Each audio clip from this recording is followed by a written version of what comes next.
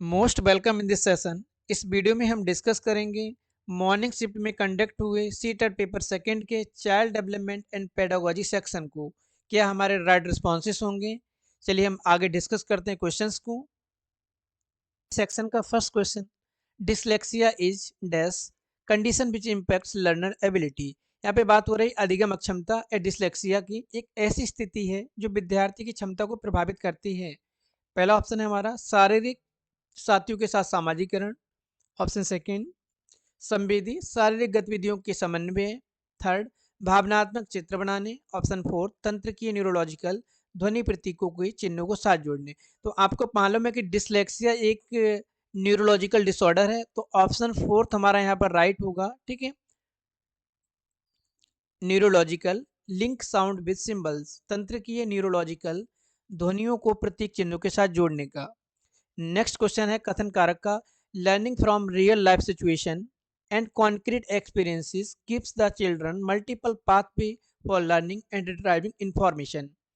वास्तविक जीवन की समस्याओं और मूर्त अनुभवों से सीखने से बच्चों को अधिगम और जानकारी प्राप्त करने के लिए कई रास्ते मिलते हैं।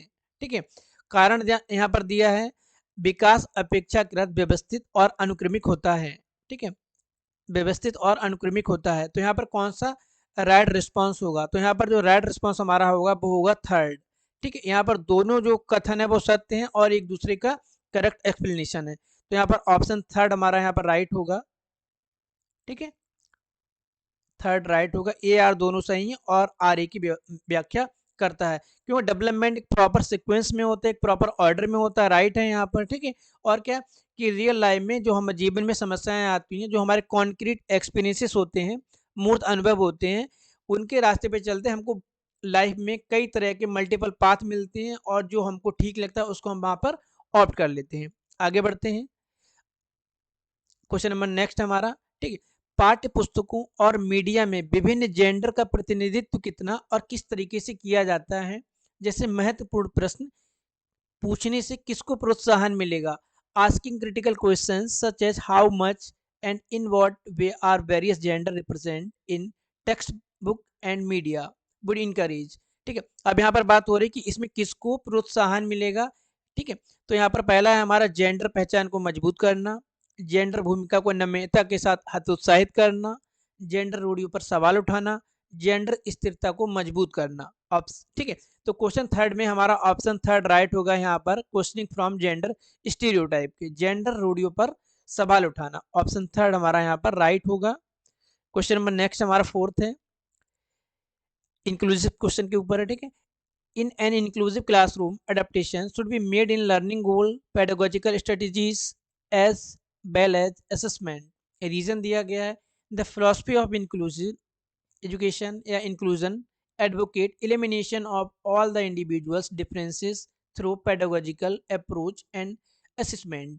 ठीक है, तो यहाँ पर ऑप्शन हिंदी में एक बार देख लेते हैं। ठीक है, एक समावेशी कक्षा में सीखने के लक्ष्यों, शैक्षिक रणनीतियों के साथ साथ आकलन में अनुकूलन किया जाना चाहिए। कारण है समावेशन का दर्शन शैक्षणिक दृष्टिकोण मूल्यांकन के माध्यम से सभी व्यक्तिगत मतभेदों को समाप्त करने की वकालत करता है।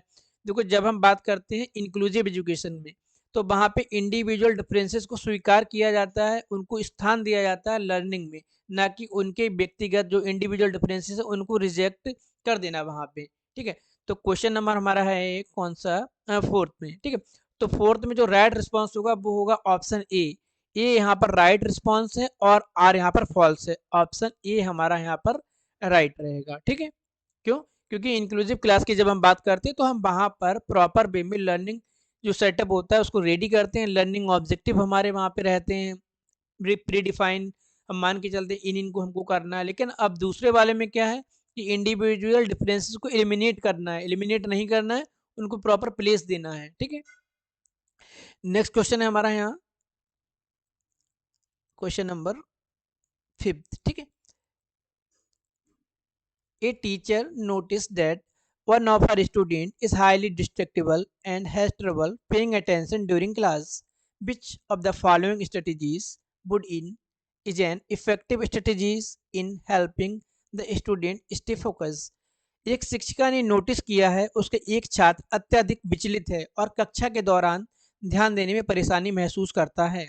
निम्न में से कौन सी रणनीति छात्रों को केंद्रित करने में मदद करने की एक प्रभावी रणनीति होगी? ठीक है, तो यहाँ पर बात हो रहा है क्लास में एक बच्चा बहुत ज़्यादा डिस्ट्रैक्ट रहता है, बहुत ज़्यादा परेशानी में रहता है। ऑप्शन पहला है हमारा स्वनियमन और समय प्रबंधन के लिए छात्र को टाइमर देना। ऑप्शन बी सेकंड, माता पिता को बुलाकर छात्र के विरुद्ध अनुशासनात्मक कार्रवाई करना, ये नहीं होगा। ठीक है, दूसरा हमारा छात्र को बार बार या छात्र को कक्षा के दौरान बार बार कार्य देना। ऑलरेडी बच्चा वहां विचलित और परेशान है, अगर हम बार बार कार्य देंगे तो प्रॉब्लम और ज्यादा बढ़ेगी, वहां पे कम नहीं होगी। छात्र को सख्ती से अवधि बढ़ाने के लिए कहना, मतलब उसको जो अटेंशन स्पॉन है उसको इंक्रीज करने के लिए कहना। तो तीनों नहीं होंगे यहाँ पर। हमारा पहला होगा सेल्फ रेगुलेट और टाइम मैनेजमेंट। वो अपने अकॉर्डिंग वहाँ टीचर उनको प्रॉपर टाइम देगा कि वो अपने अकॉर्डिंग चीज़ों को मैनेज कर पाए वहाँ पे। तो ऑप्शन फर्स्ट हमारा यहाँ पर राइट होगा, giving a timer to student for self regulation and time management, स्वनियमन और समय प्रबंधन के लिए छात्र को टाइमर देना। नेक्स्ट क्वेश्चन है हमारा यहाँ पर 6। ठीक है, कथन कारक। देखो सीटेट के आज के पेपर में कथन कारक के क्वेश्चन काफी रहे हैं और पेपर का जो लेवल है, जो क्वेश्चंस हैं, बहुत ज्यादा टिपिकल नहीं है, नॉर्मल लेवल के क्वेश्चन है यहाँ पर। ठीक है, teachers should constantly reflect on their own stereotype and bias reason culturally responsive teaching means that teacher are reflective। यहाँ बात हो रही है शिक्षक की। शिक्षक को निरंतर अपने स्वयं के रूढ़िवादिता और पूर्वाग्रहों पर चिंतन करना चाहिए। ठीक है, अब कारण दिया है, सांस्कृतिक रूप से उत्तरदायी शिक्षण का अर्थ है शिक्षक चिंतनशील हो, तो शिक्षक चिंतनशील होगा। ठीक है, और यहाँ पर हमारा ऑप्शन जो पहला वाला अभिकथन ए। क्वेश्चन नंबर 6 जो इसका राइट रिस्पॉन्स हमारा रहेगा, दोनों सही हैं और दोनों एक दूसरे की व्याख्या करते हैं। ऑप्शन थर्ड हमारा यहाँ राइट हो जाएगा, क्वेश्चन नंबर 6। इसके बाद हम बात करते हैं, विच of the following process is essential in making meaning making of the information receive from environment and store it further in memory. निम्न में से कौन सी प्रक्रिया वातावरण से प्राप्त जानकारी के अर्थ निर्माण और इसे स्मृति में आगे संग्रहित करने के लिए आवश्यक है? फॉरगेटिंग तो जब होगी जब हम किसी चीज को याद करेंगे, उसके बाद की प्रोसेसिंग है फॉरगेटिंग। पुनर्प्राप्ति की जब हम बात करेंगे, हमारी मेमोरी में कुछ स्टोर है, उसको हम रिट्राइव करते हैं, तो स्टोर करने से पहले हमने उसको मेमोरी में स्टोर किया होगा, तो यहाँ अगर मेमोरी में स्टोर ही नहीं तो हम रिट्राइव नहीं कर पाएंगे। तीसरा यहाँ पर क्षय होना, डिके, अगर स्टोर है मेमोरी में तब वो डिके होगा, तो यहाँ पर होगा हमारा ऑप्शन थर्ड राइट, अटेंशन। क्योंकि जब हम किसी भी इन्वायरमेंट में मीनिंगफुल इंफॉर्मेशन को रिसीव करते हैं तो उस पर हम ध्यान देते हैं। जब हम उसको ध्यान देंगे उसके बाद ही वो हमारी मेमोरी में स्टोर होगी, और मेमोरी में स्टोर होने के बाद ही हम उसको रिट्राइव कर पाएंगे, पुनः प्राप्ति कर पाएंगे। तो ऑप्शन थर्ड हमारा यहाँ पर राइट होगा, अटेंशन, ध्यान देना। ठीक है, क्वेश्चन नंबर 8 है, in which stage of Kohlberg's moral development do children's reasoning revolve around ethics. देखो सीधा सा क्वेश्चन है, इसमें कोई लॉजिक नहीं है, कोई क्वेश्चन को घुमाया भी नहीं गया है। यहाँ पर कोहल वर्ग के नैतिक विकास की किस अवस्था को बच्चों का तर्क कानून की नैतिकता के इर्द गिर्द घूमता है?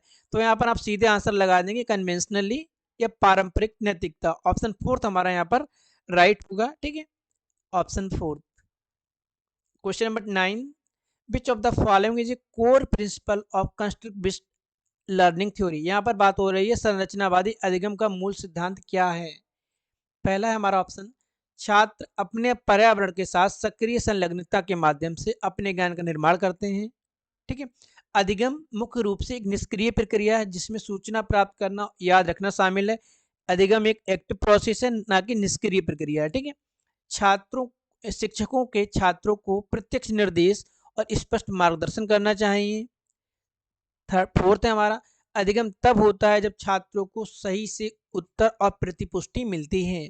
ठीक है, तो यहाँ पर क्वेश्चन नंबर 9 का जो पहला रिस्पॉन्स है हमारा वो राइट रहेगा। क्यों? क्योंकि यहाँ पर जब बात करते हैं हम कंस्ट्रक्टिविस्ट और रचनावादी मनोवैज्ञानिकों की, तो वो कहते हैं बालक अपने ज्ञान का निर्माण स्वयं करता है, वो एक एक्टिव लर्नर होता है, इन्वायरमेंट के साथ इंटरेक्शन करता है। विद्यार्थी, ठीक है, छात्र अपने पर्यावरण के साथ सक्रिय संलग्नता के माध्यम से ज्ञान का निर्माण करते हैं। Students construct their own knowledge through active engagement with their environment. Option first हमारा यहाँ पर राइट होगा। ठीक है, क्वेश्चन नंबर 9 में हमारा ऑप्शन फर्स्ट राइट होगा। क्वेश्चन नंबर 10 है, यहाँ पे वाइगोस्की की बात करते हैं। What is the role of teacher in facilitating cognitive development. Vygotsky के अनुसार संज्ञानात्मक विकास को सुगम बनाने में शिक्षक की क्या भूमिका है? छा, छात्रों को पूरी तरह से स्वतंत्र रूप से सीखने की अनुमति देना। ठीक है। ऑप्शन सेकंड, केवल उन्हीं कार्यों को देना जो विद्यार्थी वर्तमान रूप में स्वतंत्र रूप से कर सकता है। छात्रों को जानकारी प्रदान करना, आलम्बन के माध्यम से छात्र के सीखने का मार्गदर्शन और समर्थन करना। आलम्बन का मतलब यहाँ पर पाड़ देना, स्कैफोल्डिंग। ठीक है। तो वाइगोस्की की थ्योरी जब हम बात करते हैं, ठीक है, तो वो क्या कहते हैं, to guide and support the students learning through scaffolding. बालक को अगर कहीं पर भी कोई प्रॉब्लम आती है तो उसको सहारा देना है, उसको स्कैफोल्डिंग देना है, जिससे कि वो प्रॉपर वे में अपने काम को कर पाए।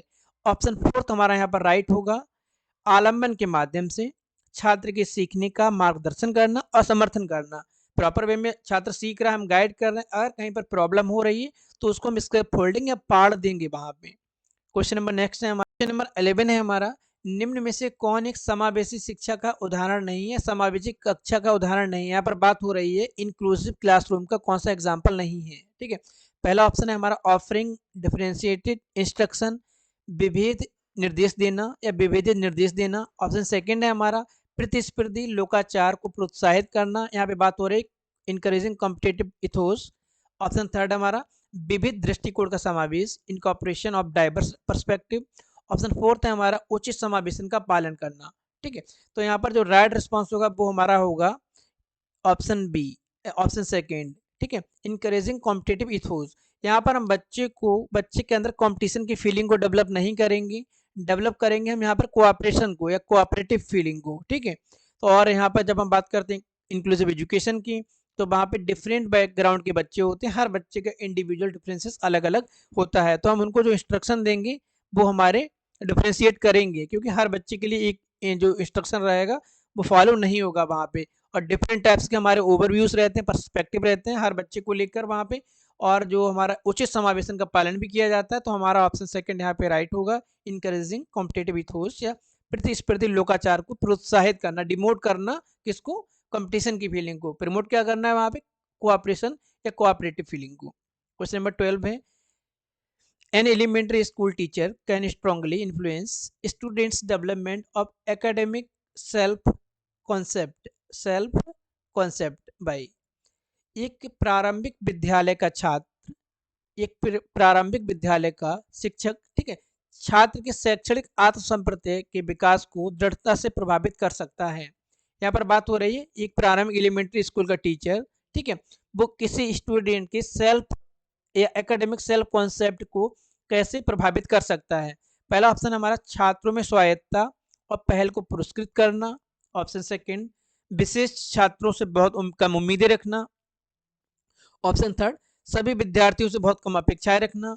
ऑप्शन फोर्थ छात्रों में स्वायत्तता और पहल को दंडित करना। ठीक है। तो क्वेश्चन नंबर 12 में जो हमारा राइट रिस्पॉन्स रहेगा वो क्या रहेगा, वो रहेगा फर्स्ट। ठीक है, उनको क्या करना है, रिवार्ड करना है, पुरस्कृत करना है ऑटोनॉमी, स्वायत्तता के लिए, और उनको उनकी पहल को पुरस्कृत करना। अगर वो कुछ अपना कॉन्सेप्ट डेवलपमेंट करते हैं, कुछ आपको आगे बताते हैं, बताने के बाद आप उनको प्रमोट करेंगे, उनको प्रशंसा करेंगे, उनको रिवार्ड देंगे। ऑप्शन फर्स्ट हमारा यहाँ पर राइट होगा। और यहाँ पर दंडित करने की जब बात आती है तो हम चाइल्ड सेंटर्ड एजुकेशन में पनिशमेंट की बात करते ही नहीं है। ठीक है। क्वेश्चन नंबर 13 की बात करते हैं, वाइगोस्की का ही है। According to the Lev Vygotsky, children benefit from experience of interacting with dash while working their zone of proximal development। लेव वाइगोस्की के अनुसार बच्चे डैश के साथ अंतःक्रिया के अनुभव से लाभान्वित होते हैं उन कार्यों को जो उनके समीपस्थ विकास के क्षेत्र के हैं। यहाँ पर बात हो रही है zone of proximal development ZPD, जिसमें बात किसकी होती है, जिसमें बात होती है MKO की, मोर नॉलेजेबल अदर की। ठीक है, और बात होती है वहां पे स्कैफोल्डिंग की। ठीक है, तो यहाँ पर बात हो रही है कि ऑप्शन कौन सा राइट होगा। तो पहला हमारा है यहाँ पर ऑप्शन जो है अधिक जानकार और बाहर। ऑप्शन फोर्थ हमारा यहाँ पर राइट होगा क्वेश्चन नंबर 13 में। ठीक है, more knowledgeable other and just outside. क्यों, क्योंकि जहां पर जो मोर नॉलेजेबल अदर होगा, जो आपसे अधिक जानने वाला होगा, वो आपको बाहर से सपोर्ट करेगा, ना कि आपके इंटरनल वे में जाके आपको सपोर्ट करेगा। ठीक है, तो लेव वाइगोस्की के अनुसार अधिक जानकार, ठीक है, अन्य के साथ अंतःक्रिया के अनुभव से लाभान्वित होते हैं उनके कार्यों को जो समीपस्थ विकास क्षेत्र के बाहर है, ठीक है। तो यहाँ पर हो जाएगा more knowledgeable others just outside. Option fourth हमारा यहाँ पर राइट होगा। क्वेश्चन नंबर 14 है कथन कारक का, ठीक है। इस बार कथन कारक के काफी क्वेश्चंस आए हैं, बट क्वेश्चन ज्यादा टिपिकल नहीं है कथन कारक के, इजी है, सिंपल वे में है। पहला क्वेश्चन है 14, there is no objectivity definable movement when a child enters middle childhood or adolescence. Reason, development is continuous in nature. कोई वह उद्देश्यात्मक निश्चित क्षण नहीं होता है जब बच्चा मध्य बाल्यावस्था एक किशोरावस्था में प्रवेश करता है। कारण दिया है विकास प्रकृति में निरंतर होता रहता है, ठीक है। तो क्वेश्चन नंबर हमारा कौन सा है 14। अब यहाँ पर बात हो रही है कि कोई एक ऐसा फिक्स टाइम नहीं है जहां पर बच्चा मध्य बाल्यावस्था से किशोरावस्था में फिक्स करता है। कहने का मतलब हमारी स्टेज है 13 साल से 18-19 साल तक की। तो ऐसा नहीं कि 12 साल की जो लास्ट नाइट होगी और अगले दिन बच्चा जब वो मॉर्निंग में उठेगा तो वो किशोरावस्था में एंट्री कर चुका होगा। एक ग्रेजुअली प्रोसेस है, धीरे धीरे बच्चे में डेवलपमेंट और चेंजेस होते हैं और बच्चा किशोरावस्था में एंट्री करता है। तो वहां पर कोई एग्जिट और एंट्री का फिक्स पॉइंट नहीं है कि 13 साल के जस्ट अगले दिन लगेगा बच्चा वहां पे किशोरावस्था में प्रवेश कर जाएगा, ठीक है। तो पहला राइट रहेगा, कोई फिक्स यहाँ पर पॉइंट नहीं है। दूसरा क्या है कि डेवलपमेंट एक कंटिन्यूअस प्रोसेस है, विकास एक अनवरत चलने वाली प्रक्रिया है।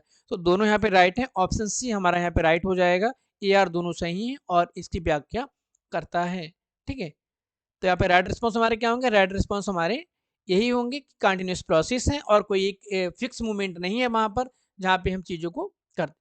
अगला है in progressive classroom assessment, John Dewey का स्टेटमेंट जो कॉन्सेप्ट है प्रोग्रेसिव क्लासरूम का, ठीक है।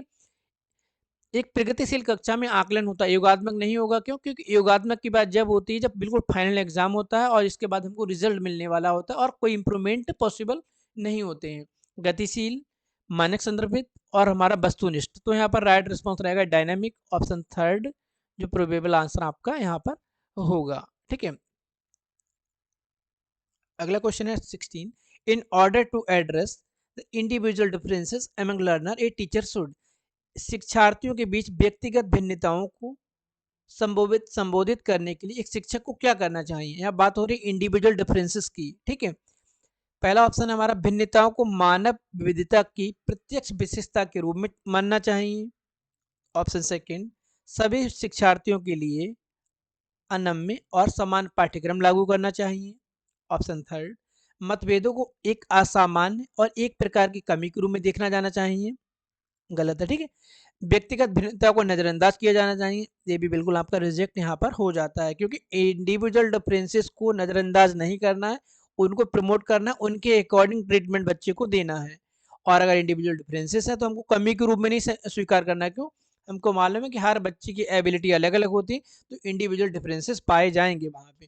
तो यहाँ पर जो राइट रिस्पॉन्स क्या होगा वो होगा हमारा पहला, भिन्नताओं को मानव विविधता की प्रत्यक्ष विशेषता के रूप में देखना चाहिए। Consider differences as a obvious feature of human diversity. Option first हमारा यहाँ पर राइट होगा, ओके। क्वेश्चन नंबर नेक्स्ट हमारा 17, ठीक है।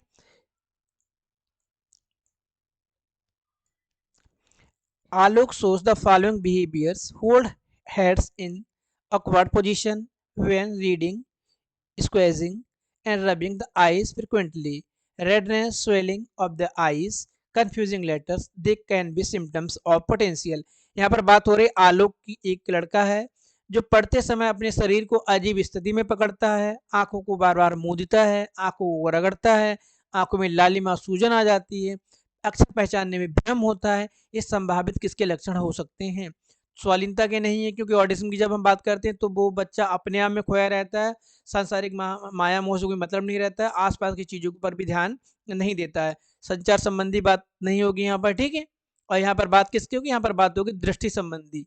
जब आप विजुअली इंपेयरमेंट बच्चे के बारे में पढ़ते हैं तो वहाँ पे सिम्टम्स होते हैं कि बच्चे के सर में दर्द होना, आंखों से पानी आना, आंखों का रेडनेस होना, वहाँ पर आंखों को मसलना, ठीक है। तो यहाँ पर ऑप्शन थर्ड हमारा राइट होगा, विजुअल प्रॉब्लम्स, दृष्टि संबंधी समस्याएं। क्वेश्चन नंबर 18 की बात करते हैं, विच of the following describe A mastery goal orientation.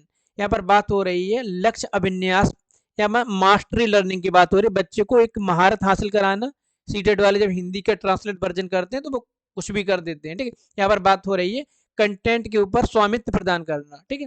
पहला ऑप्शन है हमारा focus on achieving A high grade for receiving external reward, बाहरी पुरस्कार प्राप्त करने के लिए उच्च ग्रेड प्राप्त करने पर बल देना। सेकंड है हमारा अपमान के डर से सफलता या असफलता या सजा से बचने पर ध्यान देना। ऑप्शन थर्ड दूसरे के साथ प्रतिस्पर्धा करने के लिए एक निश्चित स्तर के प्रदर्शन को प्राप्त करने पर ध्यान देना। ऑप्शन फोर्थ किसी कार्य के लिए अपनी कौशल और समझ को सुधारने पर ध्यान देना, ठीक है। तो यहाँ पर पहला है हमारा बाहरी पुरस्कार प्राप्त करने के लिए उच्च ग्रेड पर ध्यान देना, ठीक है। ये नहीं होगा यहाँ पर, अगर हमको कोई पुरस्कार प्राप्त करने के लिए ही सीखना है वहां पर, तो वो ग्रेड के ऊपर हम फोकस कर रहे हैं, वहां पे हम नॉलेज के ऊपर फोकस नहीं कर पा रहे, किसी तरह से हमको प्राइज वहां पर हो जाए, जो एक्सटर्नल मोटिवेशन है आपका। तो इंटरनल मोटिवेशन हमेशा आपका इफेक्टिव रहता है, ठीक। अगला है अपमान के डर से, तो ये भी हमारा यहाँ पर रिजेक्ट हो जाएगा, ठीक है।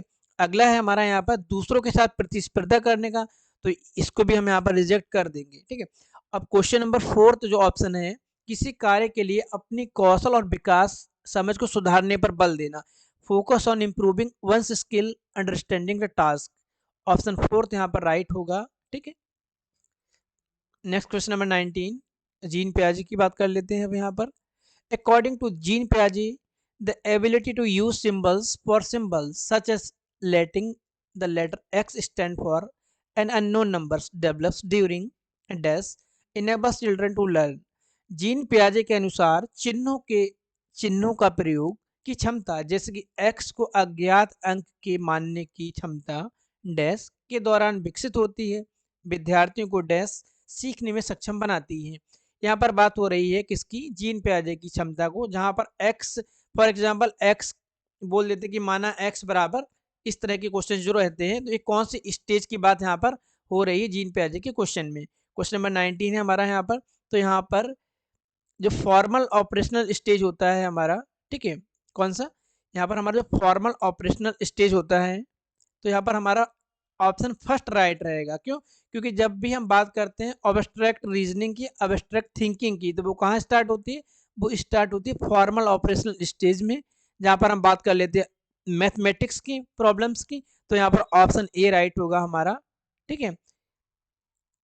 कॉन्क्रीट में जो चीजें रहती है, वहां पर हम चीजों को मूर्त रूप में देखना प्रारंभ करते हैं और वहां पे कॉन्सेप्ट को क्लियर करना प्रारंभ करते हैं। लेकिन जब हम अमूर्त चिंतन की बात करते हैं, तो अमूर्त चिंतन में ही आता है एक्स बराबर, या मैथमेटिक्स की जब हम बात करते हैं, जब हम साइंटिफिक एटीट्यूड की बात करते हैं, तो ऑप्शन फर्स्ट हमारा यहाँ पर राइट रहेगा। क्या? Formal operational stage, algebra and calculus, औपचारिक संक्रियात्मक व्यवस्था, बीजगणित और गणना। क्वेश्चन नंबर नेक्स्ट कथन कारक का ही है, ठीक है। कथन कारक के क्वेश्चन बहुत आए हैं, लेकिन क्वेश्चन टफ नहीं है। Question number 20, students are more likely to do well and stay in school if they have emotional attachment to their school and believes that they are matter. Reason, emotion play significant role in learning. छात्रों के अच्छा प्रदर्शन करने पर और school में बने रहने की अधिक संभावना है यदि उनको स्कूल से भावनात्मक लगाव है और वे मानते हैं उनका होना मायने रखता है। ऑप्शन बी है वो यहाँ पर, सॉरी, रीजन है यहाँ पर भावनाएं सीखने में महत्वपूर्ण भूमिका निभाती हैं। यहाँ पर बात हो रही बच्चे की इमोशंस की, ठीक है। तो यहाँ पर जो इमोशंस होते हैं, जो, ठीक है, वो संवेग जो होती है, जो भावनाएं होती हैं, वो लर्निंग में एक प्रॉपर प्लेस रखती हैं और अपनी एक महत्वपूर्ण भूमिका को निभाती हैं वहाँ पे, ठीक है। ऊपर क्या है कि छात्रों के अच्छा प्रदर्शन करने और स्कूल में बने रहने की अधिक संभावना है अगर उन बच्चे का अपने स्कूल के साथ में प्रॉपर अटैचमेंट है और बच्चे अपने आप को वहां पर फील करते हैं, ठीक है। तो यहाँ पर जो राइट रिस्पॉन्स हमारा क्या रहेगा, वो रहेंगे दोनों। क्यों? ए आर दोनों सही हैं और एक दूसरे को सपोर्ट करते हैं। ऑप्शन थर्ड हमारा यहाँ पर राइट रहेगा। अगर किसी बच्चे का स्कूल में अटैचमेंट नहीं है वहां पर, तो अटैचमेंट नहीं होने से उसके इमोशनल भी डिस्टर्बेंस होंगे वहां पर, और वो वहां पर प्रॉपर वे में उसके साथ में फिक्स नहीं हो पाएगा। क्वेश्चन नंबर 21 की हम बात करते हैं यहाँ पर। Which of the following best describe the role of teacher in progressive education? यहाँ पर बात हो रही है प्रगतिशील कक्षा में शिक्षक की भूमिका का सबसे अच्छा वर्णन करता है। शिक्षक पाठ्यचर्या मानकों का कड़ाई से पालन सुनिश्चित करने के लिए जिम्मेदार होता है। ऑप्शन सेकंड, शिक्षक छात्रों को स्वतंत्र रूप से सीखने देता है और उसमें हस्तक्षेप नहीं करता है। क्वेश्चन ऑप्शन नंबर थर्ड है यहाँ पर, शिक्षक कक्षा में ज्ञान और प्राधिकार का प्राथमिक स्रोत होता है। ऑप्शन डी फोर्थ, शिक्षक बच्चों को प्रयोग करने के लिए विविध सामग्री प्रदान करता है, आवश्यकता पड़ने पर आलंबन प्रदान करता है। आलंबन का मतलब यहाँ पे स्कैफोल्डिंग या पाड़ देना। देखो पहला ऑप्शन क्या है, शिक्षक पाठ्यचर्या मानकों का कड़ाई से पालन करने के लिए, ठीक है। तो यहाँ पर स्ट्रिक्ट की बात करते हैं तो ये हमारा रिजेक्ट हो जाएगा वहां पर, क्योंकि जब हम टीचर सेंटर्ड एजुकेशन की बात करते हैं तो वहां पर रहता है टीचर प्राइमरी रहता है, ठीक है। जब लर्नर सेंटर्ड की बात करते हैं तो हम बच्चों को वहां पर प्रॉपर प्लेस देते हैं, उनके इंडिविजुअल डिफरेंसेस को, उनके इंटरेस्ट को, उनकी नीड्स को, ठीक है। सेकेंड है हमारा, शिक्षक बच्चों को स्वतंत्र रूप से सीखने देगा, हस्तक्षेप नहीं करेगा। स्वतंत्र रूप से सीखेगा, अगर हस्तक्षेप नहीं करेगा तो बच्चा वहां पर जो एक उसका पाथ होगा वो वहां पे जहाँ पे डिसबैलेंस होगा, बच्चा अपने आप को असहज फील करेगा, तो वो स्वतंत्र रूप से सीखने देगा, लेकिन जहाँ गाइड की जरूरत होगी वहां पे गाइड करेगा, और यहाँ पे क्या हस्तक्षेप नहीं करेगा, तो ये भी हमारा रिजेक्ट है। शिक्षक कक्षा में ज्ञान और प्राधिकार का प्राथमिक स्रोत होता है, यहाँ पे टीचर ही केवल सोर्स नहीं होता है नॉलेज का, ठीक है। यहाँ पर हमारा ऑप्शन फोर्थ राइट रहेगा। क्या, the teacher provide diverse material for children to experiment and provide scaffolding as when they required, मतलब बच्चे को प्रयोग करने के लिए विविध सामग्री प्रदान करेगा और जरूरत पड़ने पर उनको स्कैफोल्डिंग या आलंबन भी प्रदान करेगा। Question number 22, which of the following characteristics characterize the process of socialization, सामाजिकरण की प्रक्रिया की विशेषता बताइए क्या है। ऑप्शन दिया गया रेखीय प्रक्रिया, जटिल प्रक्रिया, बहुआयामी प्रक्रिया, विभिन्न संस्कृतियों में विशिष्ट रूप से होने वाली प्रक्रिया, ठीक है। तो क्वेश्चन नंबर 22 यहाँ पर देखेंगे हमारा ऑप्शन बी जो है एक जटिल प्रक्रिया है, ठीक है रहेगा। एक बहुआयामी प्रक्रिया मल्टी डायमेंशनल प्रोसेस है, और एक विशिष्ट संस्कृतियों में विभिन्न रूप से पाई जाती है। फॉर एग्जाम्पल जब हम सामाजिकरण की बात करते हैं, जिस तरह का समाज होगा, जिस तरह की सोसाइटी होगी, अगर डाइवर्स सोसाइटी है, डाइवर्स बैकग्राउंड है, डाइवर्स चाहे वो जियोग्राफिकल हो, इकोनॉमिकल हो, किसी भी टाइप से हो, तो हर बच्चे का वहाँ पर सामाजिकरण का जो प्रोसेस होगा वो अलग अलग होगा, और एक वन लाइनर रेखीय प्रक्रिया नहीं होती है, ठीक है। तो हमारा BCD जहाँ पे होगा कौन सा ऑप्शन है, ऑप्शन ए हमारा यहाँ पे राइट होगा, ठीक है। Question number 23, which of the following statement about adolescence is not correct, किशोरावस्था के बारे में कौन सा कथन सत्य नहीं है, ठीक है। किशोरावस्था बचपन और वयस्कता के बीच विकासात्मक संक्रमण है, जिसमें शारीरिक, संज्ञानात्मक, मनोसामाजिक परिवर्तन होते हैं। ऑप्शन सेकेंड, विभिन्न संस्कृतियों में बच्चे एक समान तरीके से किशोरावस्था में प्रवेश करते हैं और अनुभव करते हैं। किशोरावस्था एक सामाजिक रचना है। किशोरावस्था को आमतौर पर यौवन शुरू करने के लिए माना जाता है, एक ऐसी प्रक्रिया जो यौन परिपक्वता और पुनरुत्पादन की क्षमता की ओर ले जाती है। क्योंकि यहाँ पर बात हो रही है कौन सा स्टेटमेंट नहीं है एडोलेसेंस स्टेज का, ठीक है। तो यहाँ पर जो रिस्पॉन्स हमारा राइट रहेगा वो रहेगा दूसरा ऑप्शन राइट रहेगा, ठीक है। ऑप्शन 2 यहाँ पे बात हो रही है, क्या बात हो रही है, देखो किशोरावस्था के बारे में कौन सा कथन सत्य नहीं है। विभिन्न संस्कृतियों में बच्चे एक समान तरीके से किशोरावस्था में प्रवेश नहीं करते हैं और इसे अनुभव करते हैं, मतलब हर बच्चा अलग अलग बैकग्राउंड का, अलग अलग डाइवर्स कंडीशंस हैं। फॉर एग्जाम्पल हम बात कर लेते हैं यहाँ पे जोग्राफिकल रीजन की, ठीक है। नॉर्थ इंडिया की बात कर लोगे, साउथ इंडिया की बात कर लोगे, या इंडिया के बाहर की बात कर लोगे, कि ठीक है जहाँ पर बैकग्राउंड चेंज होते हैं, तो हर बच्चा एक समान तरीके से किशोरावस्था में वो नहीं करता है, हर बच्चे का थोड़ा थोड़ा चेंजेस रहेंगे, क्योंकि जब लर्निंग एक इक्वल वे में नहीं होती, हर प्राणी में एक समान नहीं होती है, डेवलपमेंट भी एक प्राणी में एक समान नहीं होता है, तो जब वो स्टेजेस में डाइवर्सिफिकेशन होता है तो थोड़ा डिफरेंस वहाँ पे, ठीक है, तो वहां पे डिफरेंस आ जाता है। तो यहाँ पर कथन कौन सा सत्य नहीं होगा, सत्य ये नहीं होगा, विभिन्न संस्कृतियों के बच्चे एक समान तरीके से प्रवेश करते हैं, ठीक है। ऑप्शन सेकंड हमारा यहाँ पर एक कैरेक्टरिस्टिक्स नहीं होगी, क्योंकि यहाँ पर डाइवर्सिटी आ जाती है, एक समान तरीके से कोई प्रवेश नहीं करता है। Question number 24, work in progress portfolio are an effective tool for formative assessment because, रचनात्मक मूल्यांकन के लिए कार्य की प्रगति को दर्शाते पोर्टफोलियो एक प्रभावी प्रणाली है, क्योंकि वे मूल्यांकन की प्रक्रिया में छात्र को शामिल करते हैं, वे व्यक्तिगत छात्रों की प्रगति के बारे में अंतर्दृष्टि प्रदान करते हैं, वे मुख्य रूप से अंतिम उत्पाद की प्रस्तुति पर ध्यान देते हैं, वे छात्र अधिगम के ठोस सबूत पैदा करते हैं या पेश करते हैं, ठीक है। तो यहाँ पर वे मूल्यांकन की प्रक्रिया में छात्रों को शामिल करते हैं, ठीक है, शामिल होता है बच्चा इवेल्युएशन की प्रोसेस में, ठीक है। उसके बाद में सेकंड है हमारा वे व्यक्तिगत छात्रों की प्रगति के बारे में अंतर्दृष्टि प्रदान करते हैं। To offer insight about the progress of individual student, ये भी यहाँ पर रहेगा, ठीक है। वे मुख्य रूप से अंतिम उत्पाद की प्रस्तुति पर ध्यान केंद्रित करते हैं, ठीक है। अंतिम, ये यहाँ पर नहीं होगा, ठीक है। They focus mainly in presentation of final product, केवल फाइनल प्रोडक्ट की बात नहीं करते हैं यहाँ पर प्रॉपर पूरी टीचिंग लर्निंग प्रोसेस की बात करते हैं, ठीक है। वे अधिगम के ठोस सबूत प्रस्तुत करते हैं। They offer tangible evidence of the student learning, तो यहाँ पर हमारा ए और बी और ए डी, ऑप्शन कहाँ सी, सॉरी ऑप्शन सेकंड हमारा यहाँ पे राइट रहेगा, ए बी डी, ठीक है। Question number 25, A middle class school teacher wants to enable meaningful learning by helping students make connection and concept the real world application. Which of the following activities would be appropriate pedagogical approach? एक माध्यमिक school, ठीक है, शिक्षक छात्र, एक minute बस, एक माध्यमिक स्कूल शिक्षक छात्रों को संकल्पनाओं और वास्तविक दुनिया के अनुप्रयोगों के बीच में संबंध बनाने में मदद करके सार्थक सीखने को सक्षम बनाना चाहता है, ठीक है। इनमें से कौन सी गतिविधि वहां पर एप्रोप्रिएट होगी, उपयुक्त होगी, ठीक है। पहला हमारा विद्यार्थियों को उद्दीपक प्रतिक्रिया अनुबंधन विधि के द्वारा सीखने को कहें, एसआर स्टिमुलस थ्योरी, ठीक है, एसआर बॉन्ड थ्योरी नहीं होगा, ठीक है। यहाँ पर किसी भी टाइप के हमारे माइंड का यूज नहीं होता, बस तीर तुक्के के ऊपर आधार पे रहता है।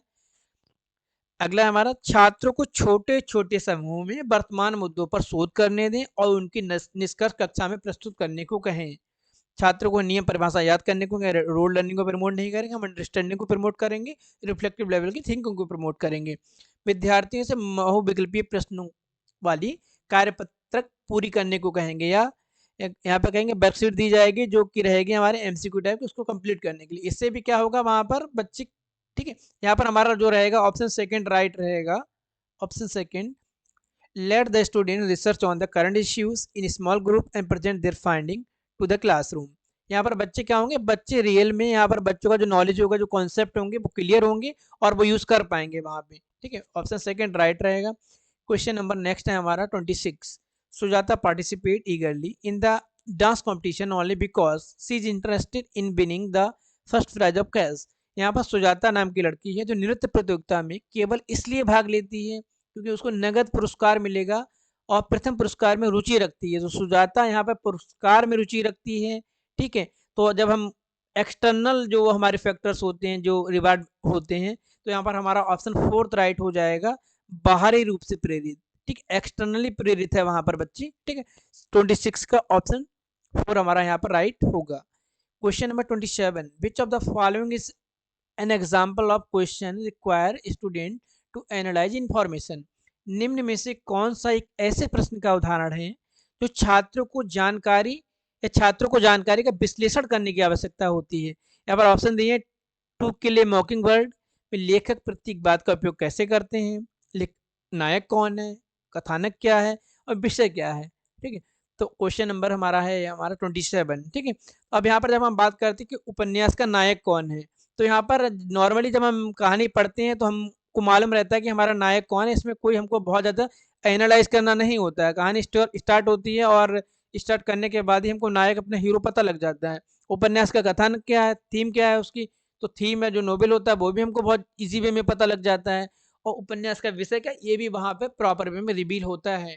जब हम बात करते हैं प्रतीकवाद का उपयोग कैसे करते हैं, ऑप्शन ए हमारा यहाँ पे राइट होगा। फर्स्ट क्या, how does the author use symbolism to kill a mockingbird, ठीक है। ऑप्शन फर्स्ट यहाँ पे राइट होगा। क्वेश्चन नंबर 28, जीन पियाजे believe that knowledge is. Jean पियाजे का मानना था कि ज्ञान है अधिक जानकर अन्य लोगों के साथ बातचीत से सह निर्मित होता है, एक दृश्य व्यवहार परिवर्तन जो विश्वसनीयता के साथ मापा जा सकता है, पर्यावरण से निष्क्रिय रूप से पारित होने के बजाय बच्चे के द्वारा निर्मित किया जाता है, ठीक है, या अंतः क्रियाओं के माध्यम से प्राप्त करने के बजाय जन्मजात और दिया हुआ होता है, ठीक है। यह है जीन पियाजे का क्वेश्चन हमारा, क्वेश्चन नंबर 28, ठीक है। यहाँ पर बात हो रही जीन पियाजे का, तो जीन पियाजे ने बच्ची को बताया, क्या बताया, बच्ची को बताया लिटिल साइंटिस्ट एक्टिव लर्नर, ठीक है। ऑप्शन थर्ड हमारा यहाँ पर राइट होगा। पर्यावरण से निष्क्रिय रूप से पारित होने के बजाय बच्चे के द्वारा खुद जनरेट किया जाता है, खुद कंस्ट्रक्ट किया जाता है, constructed by the child rather than being passed passively from the environment. Option third हमारा यहाँ पर राइट होगा। क्वेश्चन नंबर हमारा यहाँ पे second last 29।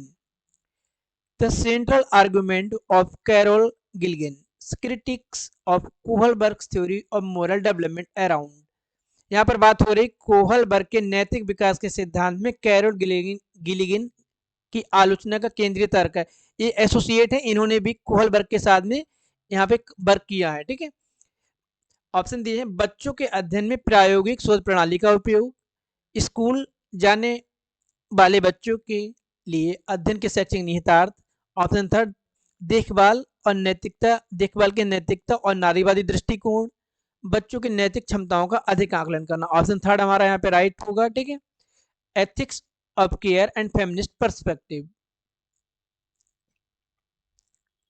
Question number 13 last question हमारा सीडीपी पोर्शन का। ठीक है, the less able child is to do task the more direction and the teacher should give and as the child can do more and more the teacher should help less and less.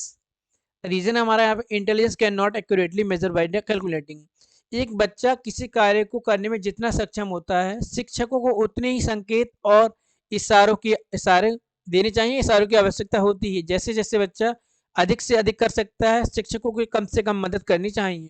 बुद्धि को बुद्धिलब्धि के द्वारा मापा जा सकता है या नहीं मापा जा सकता है। ठीक है, ये रीजन दिया गया है यहाँ पर। ठीक है, अब यहाँ पर क्या है कि पहला क्वेश्चन की जब बात हो रही है हमारी, तो पहले क्वेश्चन में आप देख रहे हैं कि वहां पे बात हो रही किसी बच्चे को, ठीक है, कार्य करने में जितना कम सक्षम होता है, ठीक है, उतने शिक्षकों को उतने ही अधिक संकेत और इशारे की जरूरत होती है। मतलब बच्चा अगर वहां पे एबल नहीं है काम करने को, तो उतना ज्यादा हमको मेहनत करना वहां पे पड़ेगा। जैसे जैसे बच्चा अधिक से अधिक कर सकता है, तो शिक्षक को वहां पर कम प्रयास करना पड़ता है।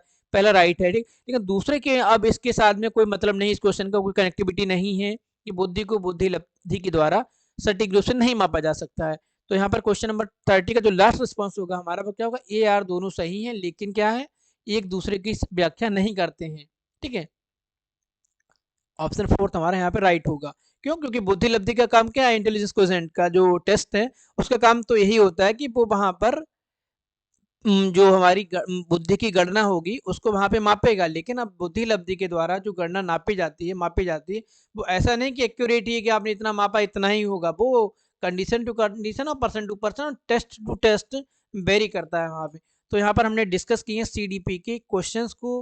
वीडियो आपका लॉन्ग हुआ इसलिए क्योंकि यहाँ पर क्वेश्चंस को प्रॉपर वे में समराइज किया गया और आपको रीजंस दिए गए हैं। कोई कंफ्यूजन, कोई प्रॉब्लम, तो आप लोग यहाँ पे कमेंट कर सकते हैं और लास्ट में अपने जो राइट रिस्पॉन्सेस उनको आप यहाँ पर मेंशन करेंगे। Thank you.